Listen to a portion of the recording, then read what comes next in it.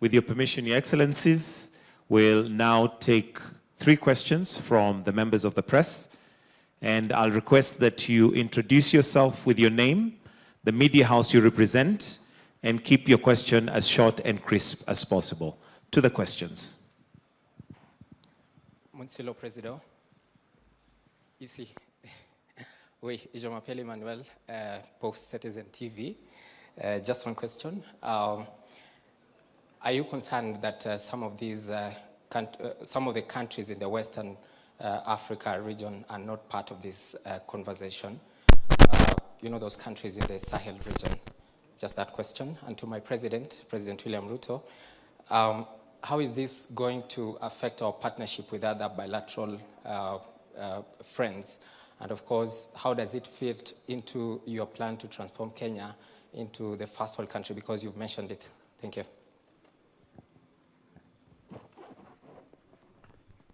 Do we take all the questions at once, or one and we answer? Your Excellencies, if with your permission, we can take the 3, then have them answered all at once. So if we can move to the next 2 questions, please. Bonjour, hello, Cyril Ben-Simon de TV5 Monde. Une question, first question to President Ruto. With President Macron, you have now a long relation. You've just signed several MOU on different issues, but what makes France a different partner from the others, up to you? Au Président Macron, une question.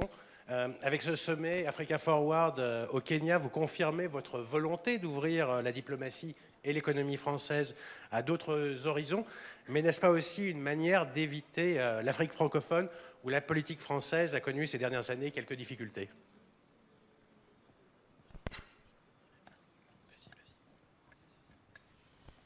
Bonjour, Christelle Méral, France Télévisions. La question s'adresse au président Emmanuel Macron. Nous venons d'apprendre que l'Iran menace, je cite, d'une réponse immédiate en cas de déploiement français et britannique dans le détroit d'Ormuz. Est-ce que cela veut dire que la mission du Charles de Gaulle est désormais caduque? Et est-ce que cela remet en cause le principe même de la coalition maritime? Et puis, l'actualité est chargée concernant l'Algérie. Peut-on désormais parler d'un dégel? Est-ce que vous êtes optimiste pour la libération du journaliste Christophe Glaise? Et comptez-vous vous rendre bientôt en Algérie? Je vous remercie.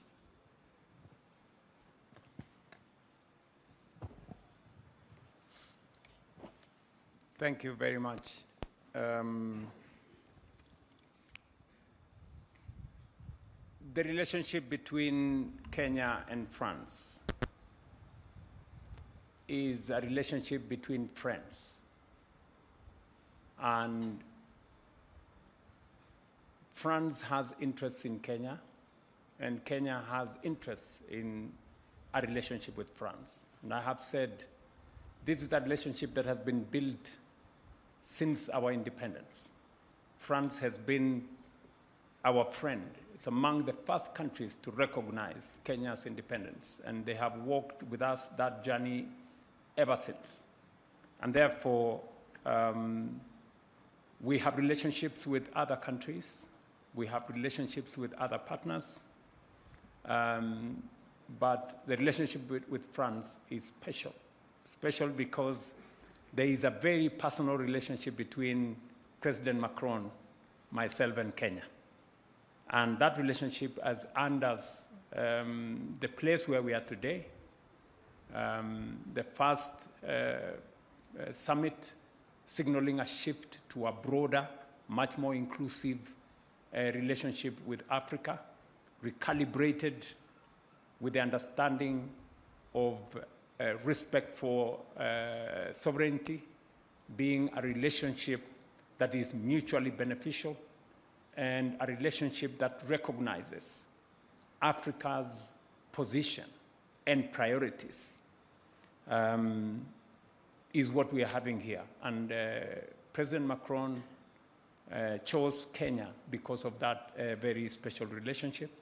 And number 2, is because we have a robust development program between France and Kenya. France has supported our energy generation. France has supported health issues in our country, transport issues in our nation. We've just signed off education, a robust education program that will cover our universities and our TVETs, very well aligned with the priorities of my administration and the priorities of Vision 2030, Kenyan Vision. On the airport, we have agreed on what to do in the airport space. We have agreed on what to do on agriculture space, smart agriculture. We share very common positions on the reform of the international financial architecture. I have taken time to brief my brother, President Macron, on the National Infrastructure Fund, a mechanism we established recently, and how they can participate so that we can leverage more resources. And I'm truly grateful that he has offered to work with us and work with the Africa Development Bank, which I met early today, to assist ATIDI, which is our insurance facility, so that mechanisms such as the National Infrastructure Fund, which targets Kenya's development, can be assisted to leverage private sector resources, pension resources, insurance resources, crowding in with other partners so that we can have adequate resources to run our development program. And therefore, this Africa-French Summit and the bilateral relations between Africa and France speaks to Kenya's transformation, because the tenets and the aspirations of the summit and the relationship between France and Kenya and the relationship between President Macron and myself are very key to unlocking the potential for us to be able to drive our development. And I have briefed my brother, President Macron, on matters to do with transport and logistics, energy, and agricultural transformation. You have been following what I have been canvassing in Kenya, and those are the three primary areas of investment that we are targeting if we are to move Kenya to a first world country. On transport and logistics, you've already seen the signing of the agreement on the rail, the commuter rail in Nairobi, the discussions we've had on the airport, the discussions we've had on the port of Mombasa and other ports. That speaks to my first pillar of transport and logistics. You've also heard that we are leveraging on France's technology and long-term engagement with nuclear energy. You heard President Macron say 75% of their energy is nuclear energy. Save nuclear energy. And this is a program they have engaged in since the Second World War. Therefore, Kenya is going to benefit from France's understanding of nuclear energy as I drive the transformation of our country. You know very well, I have said, we need to generate 10,000 megawatts of energy in the next 7 years. And one of the interventions is going to be in nuclear energy as we expand our generation in geothermal, hydro, wind, and solar. And finally, on matters to do with the agricultural transformation, I'm very happy that our tea farmers will soon be getting better prices from their purple tea and all the other farmers in that space. I'm very happy with the agreement that has been signed. But I've also explained to President Macron that there exists investment opportunities in our dam construction, because we now have a water purchase agreement for commercial water. And we are looking at companies from France that can work with us on the construction of the 50 mega dams that I have announced, so that we can take the transformation of Kenya in the right direction. Finally, somebody has asked me what is different between France and others. every relationship is unique. And therefore, we have different relationships with different people. And I keep being asked this question: are you looking east or are you looking west? And my standard answer is that we are looking forward.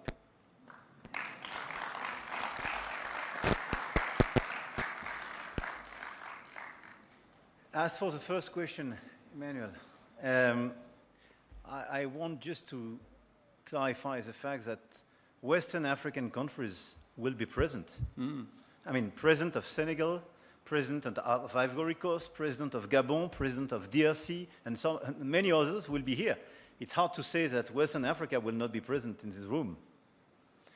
You have 3 countries, and I do regret that, which decided, because of the coup and the behaviors of the military people in charge, to put them aside from the rest of the club, by the way, aside of ECOWAS as well and others. It doesn't mean that West Africa is not part of this meeting. The biggest leaders of Western Africa will be here. And beyond that, we've been very vigilant to have civil society, even from Sahel states, being present.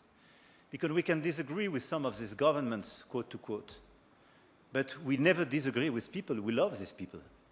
In Mali, in Burkina Faso, in Niger. So all these people are involved in this conference and in this summit. And we will have a lot of intellectuals, academics, artists, entrepreneurs coming from these countries being present. C'est un peu dans la continuité que je répondrai à votre question. Je n'ai jamais pris l'Afrique francophone comme étant justement un précaré. Et c'est dès novembre 2017 ce que je dis au discours de Ouagadougou. Et donc, il n'y a pas la volonté, en étant ici, ou en faisant ce sommet Africa Forward, après celui de Montpellier, qui était déjà une innovation en 2021, la volonté de cacher ou quoi que ce soit.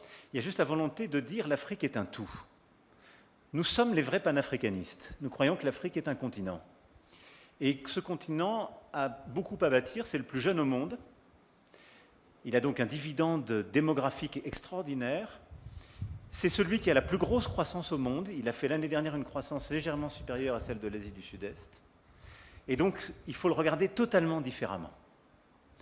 Et en effet, c'est un continent que je ne veux plus que la France regarde d'un côté comme étant un précaré, où les dirigeants d'entreprises auraient en quelque sorte tous les droits ou tous les contrats qui leur seraient garantis parce que c'était l'Afrique francophone, où parfois certains considéraient que la France donnait une forme d'assurance garantie, quoi qu'il advienne, en étant là à faire ou défaire les gouvernements. C'est fini. Depuis 2017, c'est terminé, cette époque. D'abord parce que, bien avant 2017, nos entreprises avaient commencé à perdre des parts de marché en Afrique francophone. On le commentait peu, mais c'était le cas, parce que c'est compétitif, l'Afrique, à juste titre. Et parce que je crois à un partenariat équilibré. Et donc la transformation qu'on fait depuis 10 ans, c'est une transformation qui a consisté à dire, partout en Afrique, on croit à la souveraineté des États et à leur intégrité territoriale. Il y a un coup d'État au Mali, vous ne voulez plus de la France parce que vous ne voulez plus vous battre contre le terrorisme, on s'en va. Comme on dit en bon français, no offense. Malheureusement, l'actualité montre que ce n'était sans doute pas la meilleure décision que les putschistes maliens avaient prise pour leur pays. Et je veux ici saluer la mémoire de nos soldats, tombés trop nombreux, pour la souveraineté et l'intégrité territoriale du Mali entre 2013 et 2020. Mais nous avons complètement repensé la relation de sécurité. Pas pour nous soustraire, pour justement la rééquilibrer. Partout où il y avait des bases qui étaient posées, trop visibles, qui étaient comme, en quelque sorte, la rémanence d'une ère passée, nous les avons transformées, devenues partenariales, comme au Gabon. Nous avons repensé cette relation pour qu'elle soit rebâtie de manière totalement nouvelle. Au Bénin, au Ghana, au Nigeria, on est en train d'inventer une relation de sécurité qui n'existe pas et qui est partenariale. C'est l'Afrique de l'Ouest. Hein. Et ça marche, avec des vrais résultats sécuritaires, au Bénin comme au Nigeria. On a repensé la relation économique, ce sommet en est l'illustration parfaite. On a repensé la relation culturelle. En 2017, tout le monde nous disait les restitutions culturelles. Il le dit, il ne le fera jamais. Hier a été promulguée la loi qui permet ces restitutions culturelles pour le continent africain. Et donc tout ça pour vous dire qu'il y a en acte une transformation de ce partenariat équilibré. Et l'Afrique de l'Ouest est bien là, présente. Et la France a des succès formidables en Afrique de l'Ouest. Quand je vois ce qu'on a su faire ces dernières années avec le Bénin en matière culturelle ou sécuritaire, succès formidable. Quand je vois ce qu'on est en train de faire avec le Gabon, quand je vois avec justement le président du Sénégal, que je verrai demain, ce qu'on est en train de faire sur le sport, sur la culture ou sur la réinvention de notre partenariat sécuritaire avec des académies régionales, on a des vrais succès en Afrique de l'Est, en Afrique de l'Ouest, mais on transforme. Et puis à côté de ça, on crée un continent inédit dans ce qui était la relation de la France avec l'Afrique. Le Kenya, où aucun de mes prédécesseurs ne s'était rendu avant 2019. Le Nigeria, où on a complètement transformé la relation. L'Afrique du Sud, avec qui la complicité est forte. Mais je pourrais ici aussi citer ce qu'on a su faire ces 2 dernières années avec le Maroc, où vous parlez de notre relation avec l'Afrique lusophone. Voilà. Donc, moi aussi, je regarde devant. Et je constate qu'on a tout transformé ces 10 dernières années et qu'on n'a jamais cherché à éviter l'Afrique francophone. Vous savez, j'étais au printemps au Gabon, je serai cet automne au Sénégal et en Côte d'Ivoire. C'est l'Afrique francophone. Vous voyez, donc on continue d'avancer. Et on est dans tous ces pays avec ce partenariat renouvelé qui permet d'aller de l'avant. Sur les 2 dernières questions qui m'étaient posées, l'Iran et l'Algérie. Sur l'Iran, je crois qu'il y a beaucoup de confusion et il faut calmer les esprits. J'ai entendu votre question, vous avez parlé d'un déploiement. Il n'a jamais été question d'un déploiement français ou franco-britannique. J'ai pris la décision il y a quelques jours de basculer le Charles de Gaulle et les frégates qui l'accompagnent ainsi que l'ensemble de ce qui fait notre groupe aéronaval vers au-delà du détroit de Bab el-Mandeb et donc de passer de Méditerranée orientale à la proximité. Il n'a jamais été question d'un déploiement, mais on se tient prêt. Depuis le début, nous nous disons une chose très simple, liberté de navigation. Mettre fin à tout blocus d'où qu'il vienne et quel qu'il soit, refuser quelques péages d'où qu'ils viennent et permettre la liberté de navigation. Nous en avons parlé avec le président. Le continent africain tout entier est victime aujourd'hui du blocus depuis des mois d'Ormuz. Et donc nous n'avons jamais envisagé, je vous invite à revoir depuis le premier jour toutes mes déclarations, à faire un déploiement pour réouvrir Ormuz. Ça n'a jamais été l'option de la France. Nous avons bâti une mission ad hoc, copilotée avec les Britanniques, qui a rassemblé 50 pays et organisations internationales pour permettre de manière concertée avec l'Iran et en déconflictant la chose avec tous les pays de la région et les États-Unis, d'assurer, dès que les conditions le permettront, la reprise du trafic maritime et des voies à la fois des engrais, de la nourriture, du gaz, du pétrole et des marchandises. Donc je ne sais pas qui commande quoi, mais enfin ce qu'on commande, ce n'est pas ce que la France propose. Donc nous continuons de nous tenir dans cette position. J'appelle chacun au calme et à la responsabilité. Je pense qu'il y a beaucoup trop d'escalades langagières qui conduisent toujours aux escalades physiques. Et les plus vulnérables de la planète en sont les premières victimes, mais nous sommes aujourd'hui tous les victimes de ce qui est en train de se passer. Et nos compatriotes en France aussi payent chaque jour le prix de cette guerre que nous n'avons pas voulu. Et donc aujourd'hui, retour au calme, priorité à la réouverture pacifique et concertée d'Ormuz, reprise de discussions responsables sur les questions nucléaires et balistiques dans un cadre adapté. Et la France est là pour fournir des solutions de manière respectueuse et dans le cadre du droit international. Pour ce qui est de l'Algérie, je me félicite des dernières heures, du déplacement de la ministre déléguée aux armées, qui était un geste important sur le plan mémoriel, des bonnes discussions qu'elle a pu avoir avec le président Tebboune, le chef d'état-major des armées algériens et de nombreux officiels, et des déclarations publiques qui sont suivies. Comme je vous l'ai expliqué depuis plusieurs semaines, je considère que mon devoir est de défendre les intérêts des Françaises et des Français, et leur intérêt, c'est que nous retrouvions une relation apaisée, constructive avec l'Algérie. Cette relation doit être respectueuse des 2 côtés, mais elle doit permettre d'apporter des solutions sur tous les sujets. Et les derniers mois ont causé beaucoup de tort et à l'Algérie et à la France. Et ce n'est pas notre intérêt de poursuivre cette solution et d'avoir quelques postures de politique intérieure. Et donc mon souhait, c'est avec pragmatisme, au service de l'intérêt de nos compatriotes, pour des solutions, qu'elles soient humanitaires, migratoires, sécuritaires, mais aussi économiques ou régionales, de bâtir des solutions responsables avec l'Algérie. J'espère donc que c'est le début d'une progression, on a déjà eu des premiers signaux, et d'une reprise qui se fera dans le respect des deux côtés, dans l'estime et dans la volonté de servir nos peuples.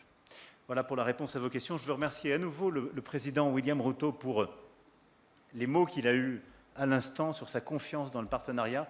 Je crois qu'il dit beaucoup mieux que je ne saurais le faire la force du sommet que nous portons, du regard commun que nous avons, et en effet de cette volonté que nous avons l'un et l'autre de regarder en avant pour nos deux pays et pour le continent africain. Et de se dire qu'il y a eu souvent par le passé, au fond, une volonté, quand on parlait de la relation entre plusieurs pays d'Europe et l'Afrique, de regarder en arrière. Nous avons toujours cherché à bâtir des solutions. C'est l'esprit de la relation bilatérale, c'est l'esprit de la relation de notre coprésidence de ce sommet Africa Forward. C'est au fond ce partenariat renouvelé dans tous les domaines du jeu qui doit permettre à l'Afrique de réussir et à nos pays de réussir avec l'Afrique. Et donc je suis très heureux et très fier d'être à vos côtés ce soir et les 2 jours qui viennent, Président, mon cher William. Merci beaucoup.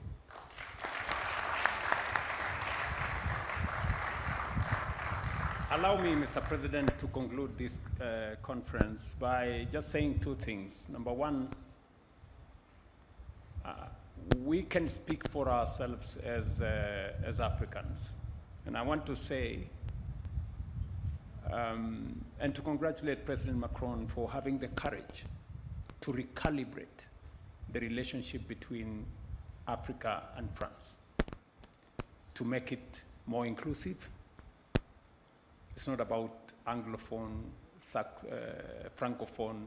I think to broaden the conversation, make it much more inclusive, broaden the engagement, make the engagement mutually beneficial with shared responsibility. We understand as African leaders that we too have responsibilities. This relationship is not going to be one-sided. We will be expecting from France as they will be expecting from us. And they will be giving as much as we are giving.